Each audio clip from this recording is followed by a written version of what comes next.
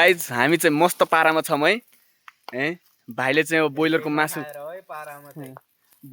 पोलिरहेको छ। ऊ चाहिँ अब कुकम्यान हो होइन। मैले चाहिँ उनले त्यो झिर हाम्रो अर्ग्यानिक झिर थियो काठको होइन, मस्त छ एकदम रमाइलो छ। हामी दुइटा अब त मासु पोलेर खाएर म चाहिँ टपरी बनाउनुतिर लागेँ, किनकि यो भन्छ मालुको पात होइन। यसलाई टक्क लाएर टिपेर यसको बिडा सिडा फाल्छन् होइन, बिरा भन्छन् के र, अब तपाईँहरूकोतिर के भन्छन् यसलाई, हाम्रो त्यो त मालु भन्छन् के र होइन।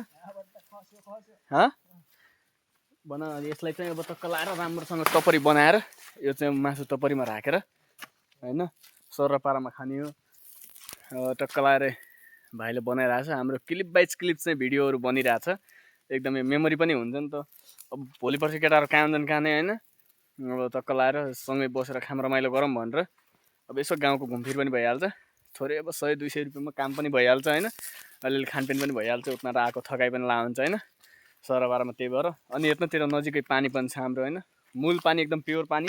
योभन्दा अघिल्लो पार्ट मैले तपाईँहरूले देखाइसकेको थिएँ, एकदम मजा छ होइन। त्यो त्यसमा म धुन्छु, यो गएर पातहरू गएर मस्त पारामा धोएर टक्क पारामा हाल्ने होइन। त्यो त भाइले पोलिरहेछ। बड्डा आएर फेरि मासु खाला नि यार, जनावर जङ्गल लग्ला नि फेरि। यहाँ त अब अलिक जङ्गली जनावरको पनि खतरा छ नि त, जङ्गलमा छौँ हामी होइन बिचमा। तर एकदम रमाइलो छ, हामीलाई चाहिँ खुसी लाग्छ होइन। पाहाडमा आफ्नो जन्मे ठाउँ हुर्केको ठाउँ चाहिँ हामी यहीँ हो। हामी जन्म्यौँ होइन, लगभग 5-7 वर्ष थियौँ होला हामी तराईमा झर्दाखेरि होइन। सर लाएर पानीमा चुबेर यसलाई अब टपरी बनाउँछु है मैले चाहिँ। यसलाई सर पानीमा धोइसकेपछि यो चाहिँ खोला बर्खामा चाहिँ लास्टै ठुलो आउने गर्छ। यो हाम्रो घरको छेउनी पनि छ अहिले होइन।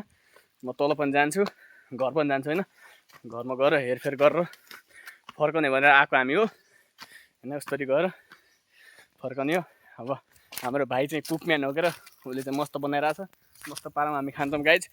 तपाईँहरू लाइक कमेन्ट गर्दै गर्नु होला मजाले है।